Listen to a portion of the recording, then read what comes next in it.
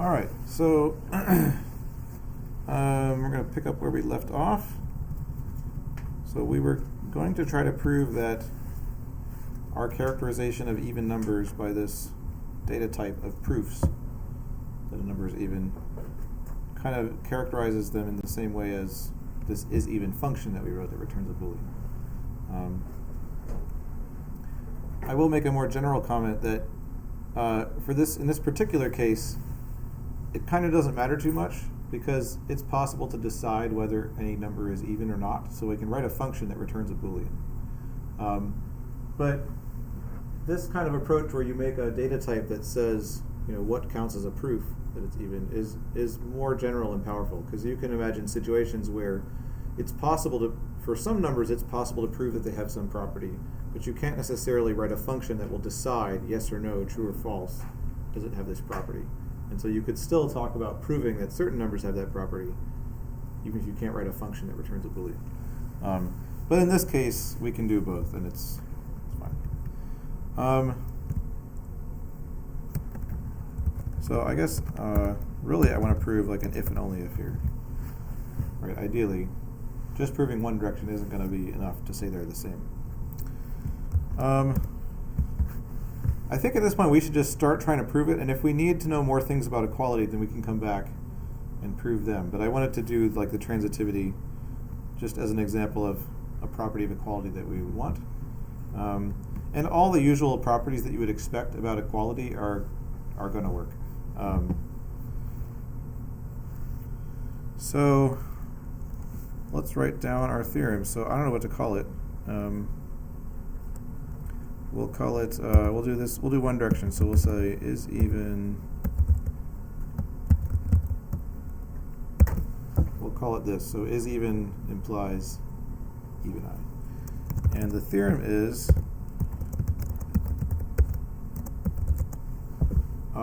if you give me a natural number and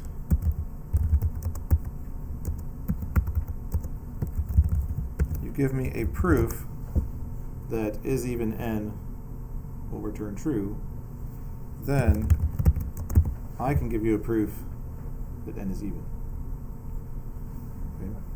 Okay. So notice, we'll talk more about this later, but you can really think of this as like a for all. This is saying for all n, this is true. Right? A for all really is like a function. It's saying if you give me any n, then I can give you a proof of this property about it.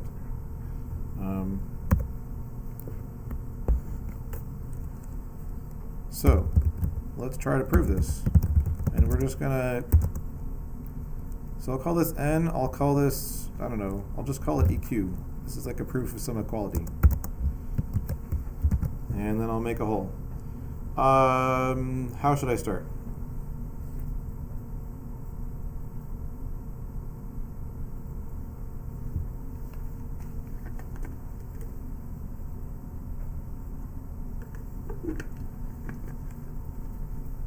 Anything that might help?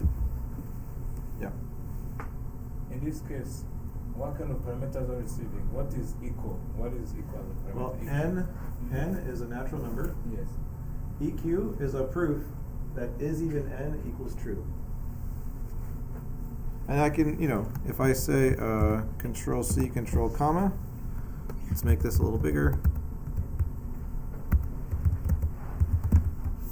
Right? It tells me that. EQ has type, or is a proof of, is even n equals true. N is a natural number. And I want to show that n is even. David? But have we evaluated is even for n yet? What do you mean? Like, do we still need to say is even of n for equals n in this case? Because we haven't given it, or are we given the proof with n? We're given the proof, yeah. Okay. So the proof is it's a parameter. I mean, think of this as a function, right? Again, there's a logical interpretation of this, and there's a computer science programming interpretation of this. The logical interpretation of this is for any n, if is even n equals true, then n is even. the programming interpretation is this is a function. I'm given n and I'm given ruffle, right? I'm given a proof that these are equal, and I have to produce a value of this data type, which we're thinking of as proofs that n is equal.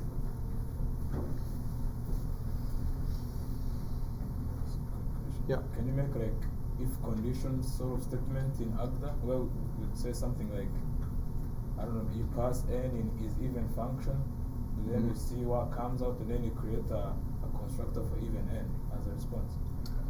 I can't. So, I mean, in general, yes, I can do conditions by pattern matching, right? Or by. So I can't say, okay, pass n into is even n and see what comes out, because I mean, it doesn't know what n is, and so how would it know what comes out? I mean, I already know what comes out. It's true. I'm like, this is what I'm told.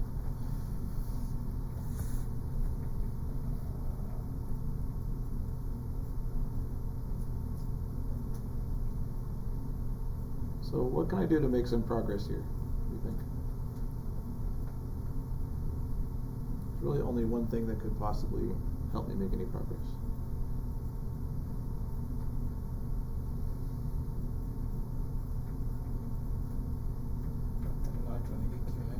What was that? Pattern match on EQ. Pattern match on EQ. So, almost. Let's try that. All right, because you think, oh, EQ has to be REFL, right?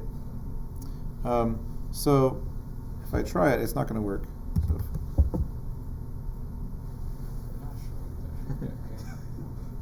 So remember, when you pattern match, what it really does is it says, okay, let me look at all the possible constructors and see which ones could possibly match the type of the thing you're pattern matching on.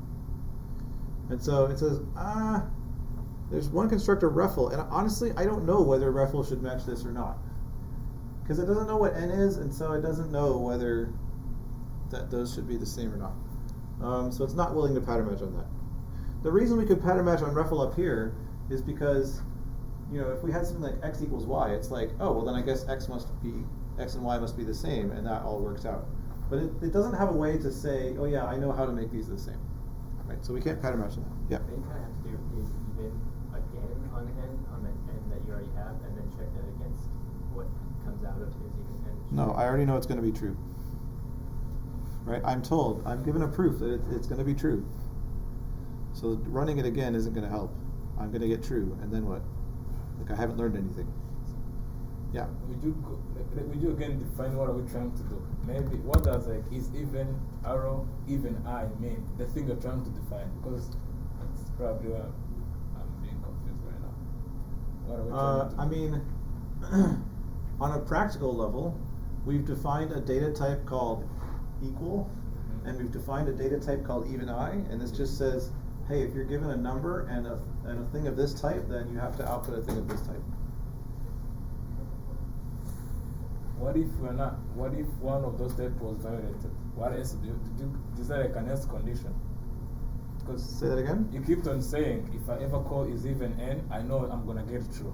What if you get a false? So can you get anything else? I can't possibly get a false, because if this function is ever called at all, then it would have to be called with a proof that is even n equals true. So you can't call this function with an odd number n.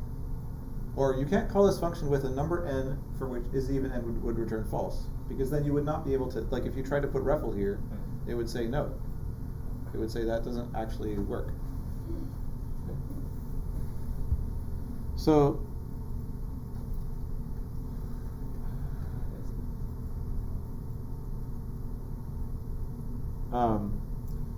if we just think back to writing Haskell code, and you're trying to write some function in Haskell, what's often one of the first things that you want to do?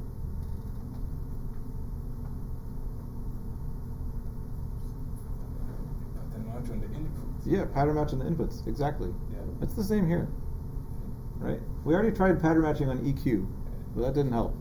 You try on n? Yeah, maybe we should try pattern matching on n. But we know what n is. N is No, we just a don't. What? number. I don't know what n is.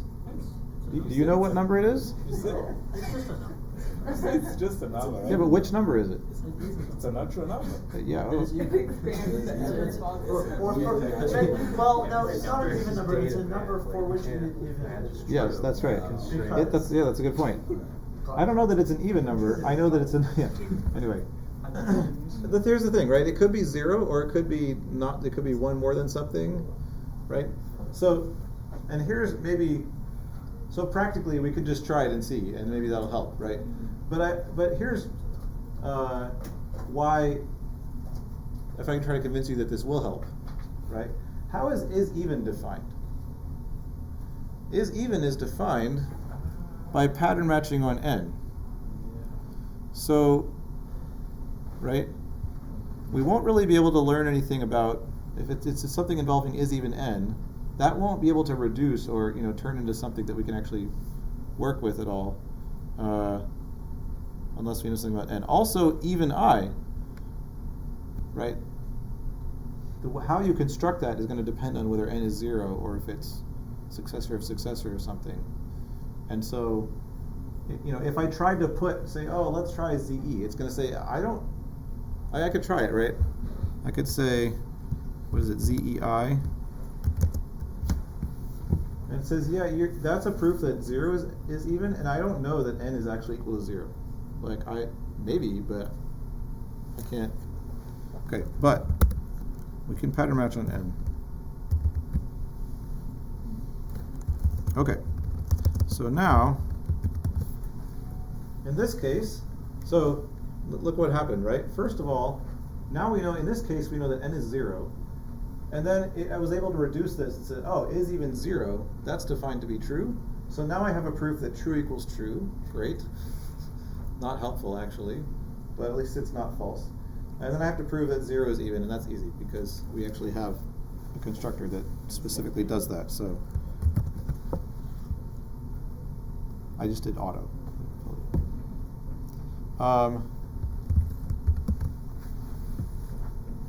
Oh, you know what? Okay. Okay, I'm going to change this slightly. I meant to use the is even prime because it's going to be easier to prove this one. We can prove the other one too. They're both provable, but it's going to be easier to start with the is even prime. So we're going to go through.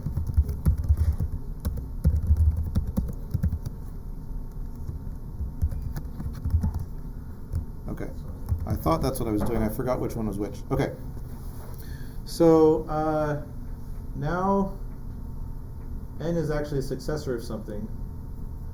It reused the same name n here. It's a different n than we had at first, but that's fine. So now I know that is even prime returns true on successor n, and I have to prove that successor n is even. How can I do this, or what should I do?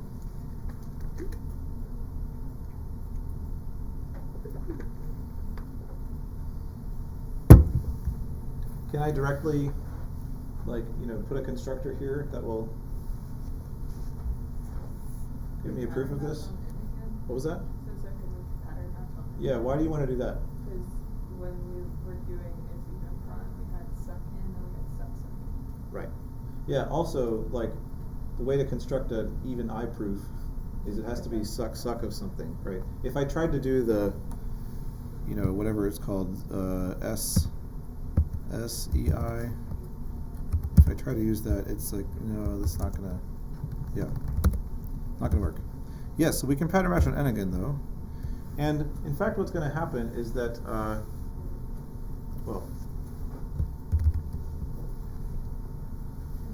so it turns out, because of this equality here, it said, well, okay, there's two cases for n. In one case, how does it know that? Think about this for a second. We defined it as we defined it as if it's 2 times, or if it's 2 more than an even one. Yeah. No, because right. It says, okay, there's 2 possible constructors for that n. There's 0 or successor.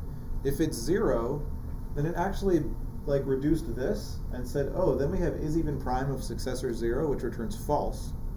Then this would be false equals true, and that's not possible. So it couldn't actually be 0.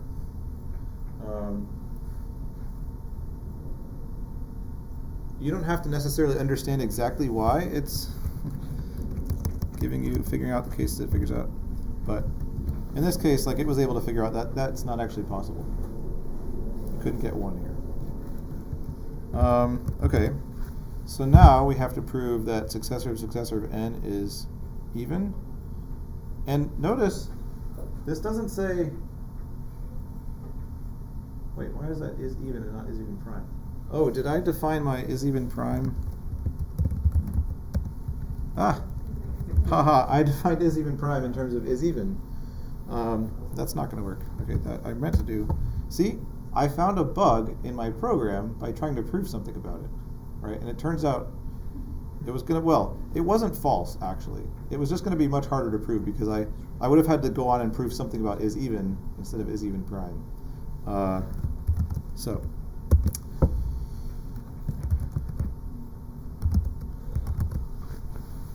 Okay, right, but we might expect this to say is even prime of suck n, but by definition of is even prime, that like reduces to is even prime of n, right? So okay, well now I know what constructor I want to use. I want to use the successor constructor. So here's another useful command. If you do Control-C, Control-R, it stands for refine, which will do a couple different things. One thing it'll do is, if there's kind of only one possible constructor that could go in a hole, it'll fill that in and then like give you holes for the arguments of the constructor. So in this case, if I say refine, it's like, oh, to prove this, it has to be that successor constructor, so I'll fill that in and then leave a hole for the rest of it. I could also, the other thing I could do, just go back here for a second. I could also say, I know I want to use that constructor. Even if there's not only one constructor, I say, well, I know I want to use that one, so I'm just going to write the name of it. I know it needs some arguments, but I'm just going to say refine and then let it kind of turn the arguments into holes. You could also do that not just if it's a constructor, but like you have some theorem, right, that says, you know, if all these things, then the thing that you want, and you're like, well, I know I'm going to use that theorem, so you just put the name of the theorem and say refine, and then it's going to like put holes for all of the hypotheses that theorem needs, right? If it actually can fit in that hole correctly. All right, well now I need to prove that n is even, and I have a proof that is even prime n equals true. You can use it, right? What was that? You can use that proof. Yeah, so I can call this function recursively. Do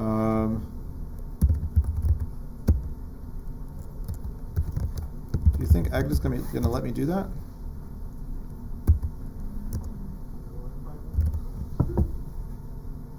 What do you think?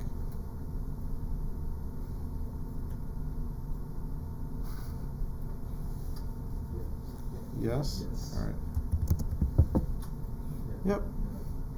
It's happy.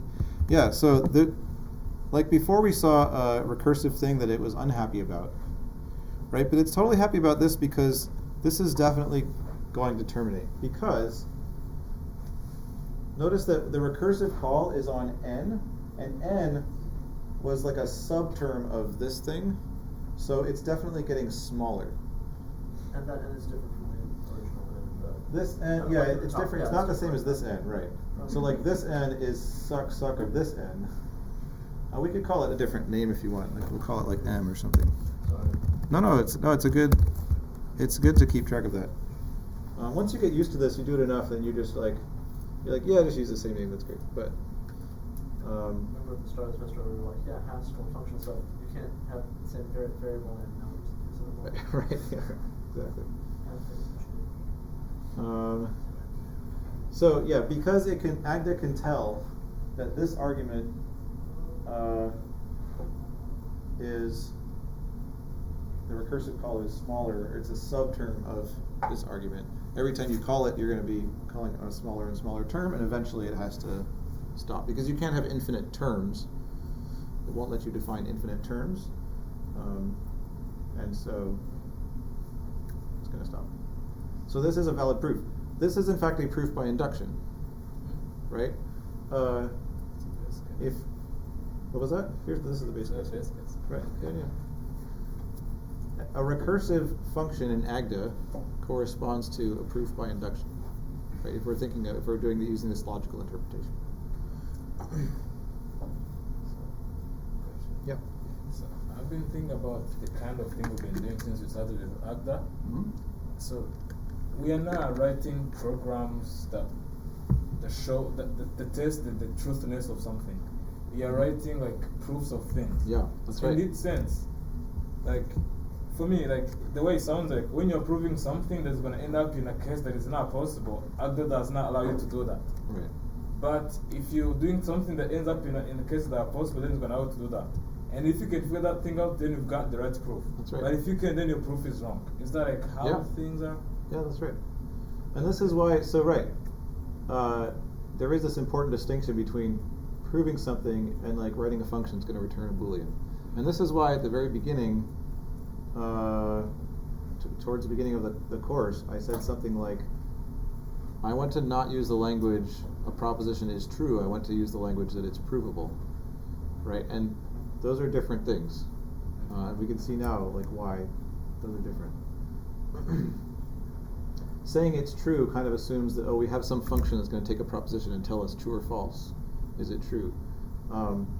But actually you can't do that, right? It's not possible with a rich enough logic to decide whether something is true or false. That's like a famous theorem of Gödel, I guess. All right. We can also, let's prove the other implication is even prime.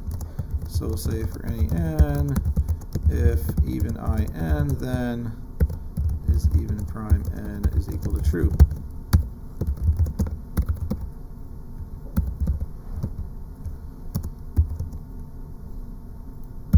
Call this one E. Okay, how should I start? Pattern match on n. Right, I agree. Okay, so let's see what we got. I have true equals true, and I have to prove that 0 is even. No problem. Or no, I had to prove that. What was I? No, I read those backwards. Excuse me. I have a proof that 0 is even, and I need to prove that true equals true. So, That should be yeah, so is true equal to true? Yeah. Yes, good. Can we prove it? No, it's already a proof by itself. No, it's not. No, it's isn't the identity property? Yeah, so reflexivity of equality, right? That's how we define equality. It's right up here at the top of the screen. So, ruffle. Great. Okay. Now, I have a proof that successor n is even, and I need to prove that probably need a pattern match on n again, right? Same as before, yeah. To be clear here, ruffle is not saying it is true that x equals x. It is just saying that it is provable that x equals x, right? Yes. So even then, we don't even know if it's true. Just Well- we can prove that it's true. Yeah, it, Isn't provability like stronger than truthiness? I thought true was just it depends on what you mean by true. No, actually, so if you mean like we really have in mind some platonic ideal of like what is true and we're trying to model that somehow, then no. Like yeah, well then there's a question of like, are we modeling truth correctly? And then we can't necessarily say. All we can say is we've proved something. But you can also take a different approach to talking about true things and say, well, true means like there exists some, all models, like it holds, and I don't know, whatever. I think we can safely sometimes mix those terms and say, yeah, it's true that true equals true because I can prove it. But you're right. It's not true in the sense of like I get a Boolean. But it's true in the sense that I can prove it. So. Okay, so yeah, let's pattern match on n again.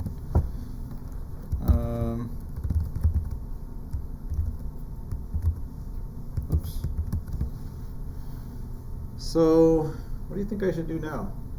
I now have to prove that is even prime on this n is true, and I have a proof that suck n is even.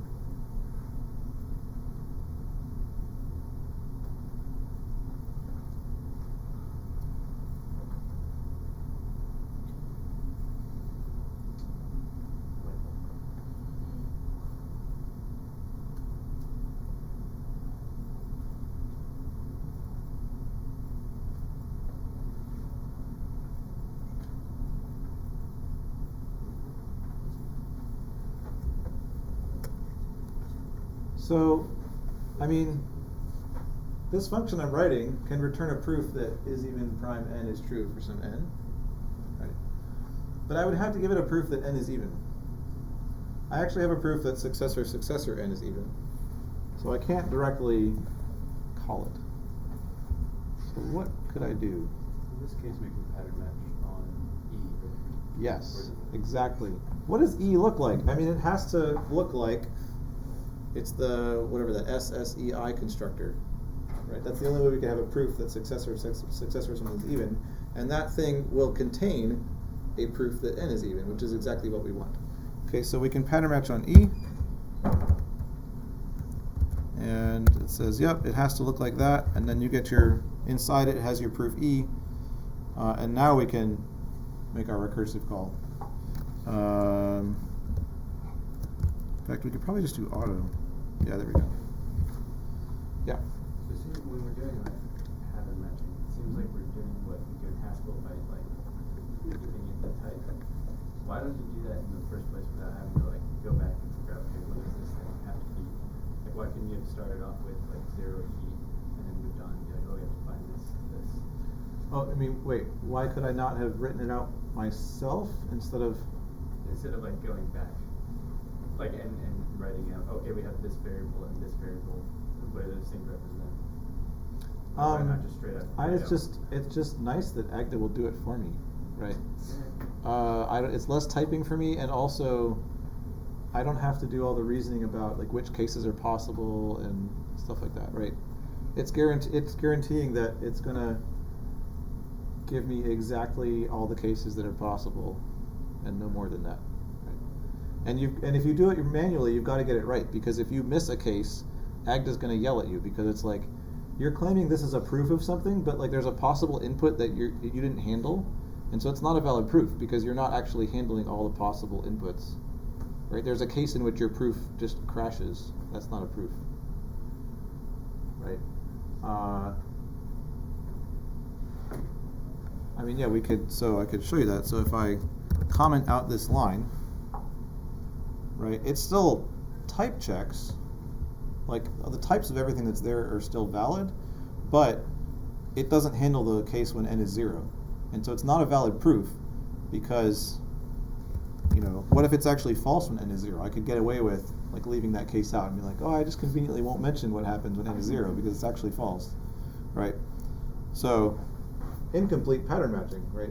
So Haskell will give you a warning about this, but in Haskell, I mean, it's like, yeah, it might cause your program to crash, but like it's a little more dire in Agda because like if we could leave out cases, we could prove false things, and so we definitely don't want to allow that. So cool. Question. Yeah. I'm trying to think again. Why did you have to pattern match on n on this second case? So, like, why couldn't we do something with n like we did earlier to finish the proof? What do you mean? So, you mean if I do, what do you want to do with n?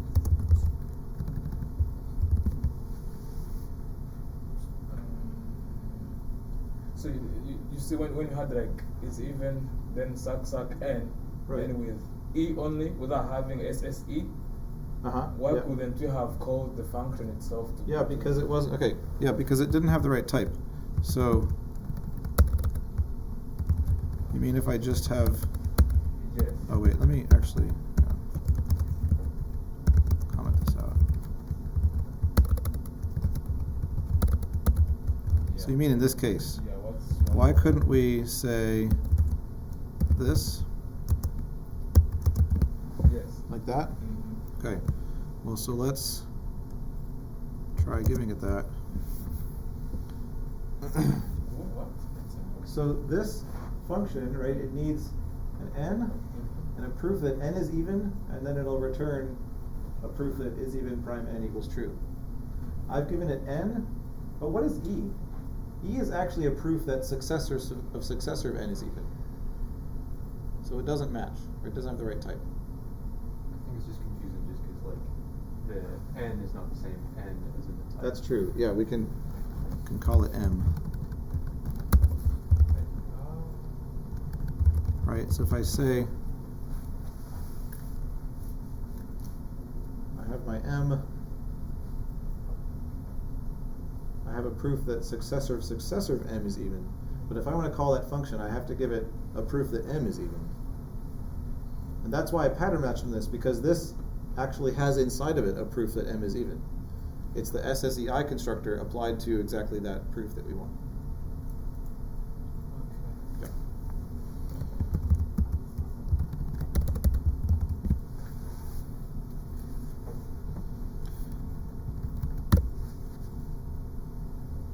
Okay. Let's see. We've got 8 minutes left. Let's see if we can do your quiz. So, what was that? No. I mean, let's like solve the quiz you just did. Yeah, that would be cool. Like quiz at the beginning, quiz at the end, just like over this material, right? Yeah. So you all know it now, right? Go quiz. No. So if we want to talk about, so we already know implication logically corresponds to function types, and those are just built in, right? But if we want to talk about and or and stuff like that, then we need to make some data types for pairs or for eithers. And of course, that's all in the standard library, but again, let's define it ourselves. So if I make a type for pairs,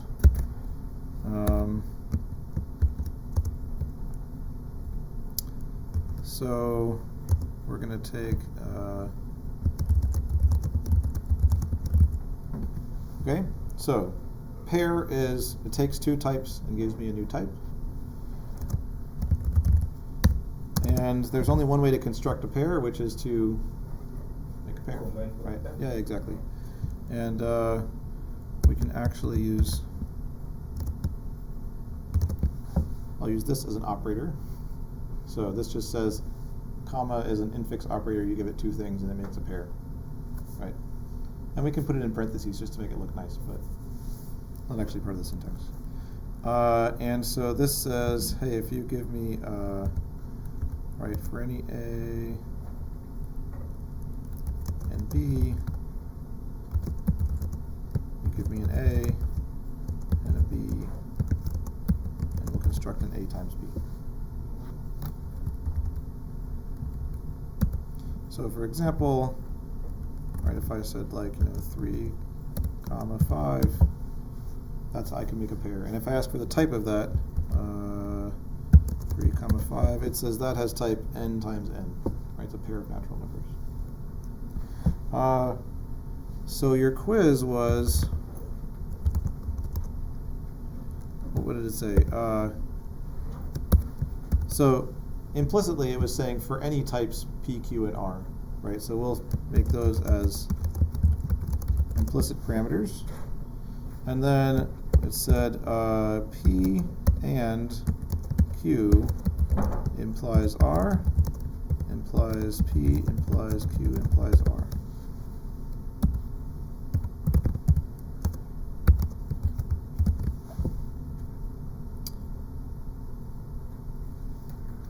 Well, okay, I can take, there's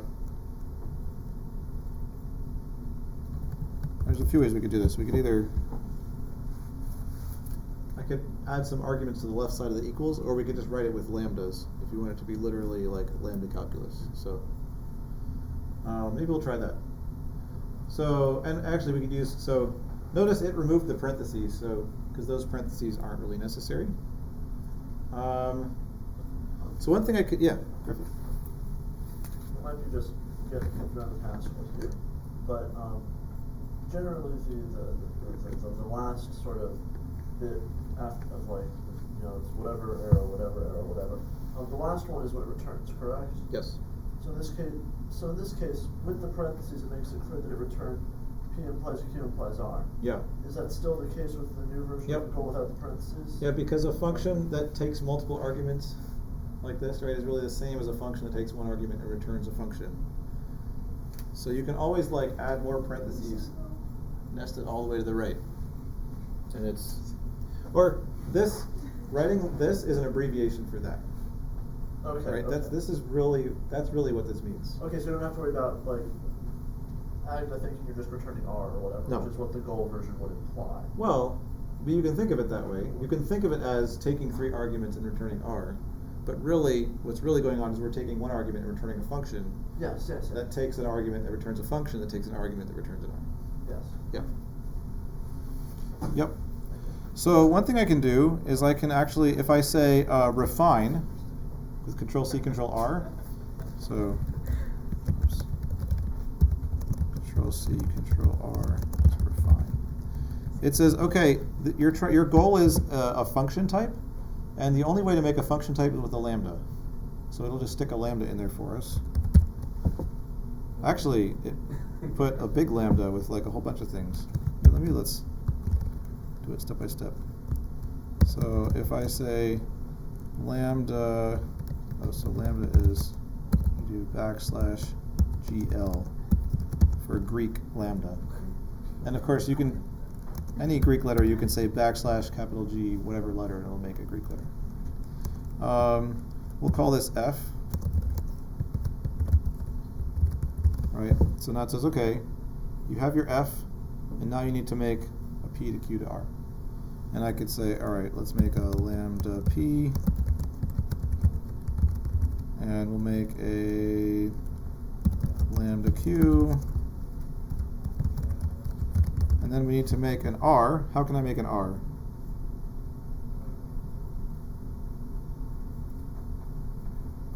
Okay. R is a result of taking in a pair of P and Q. Mm-hmm.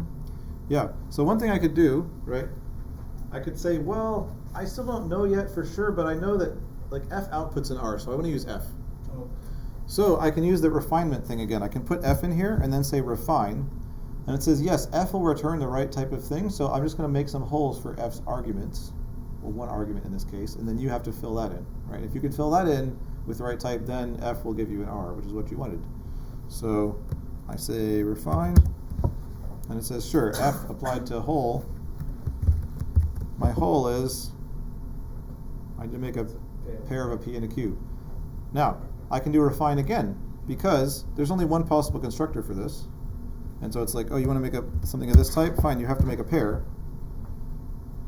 Sticks in the comma, and now I have to fill in, you know, I have to have a P. Well, that's pretty obvious. I've got a P, so let's use it. And then Q goes here. That's it. And of course, could have also just done auto. Wow. I mean, it chooses poor names, This but is also- it's the same thing. Let's say, if I get homeworks about this. Yeah, just auto, right? Homework. Just do auto for everything. It just does your homework for you. And so for next plays, can No, I I just think write I out the think setup and different. then just say Control-C, Control-A, and then that counts?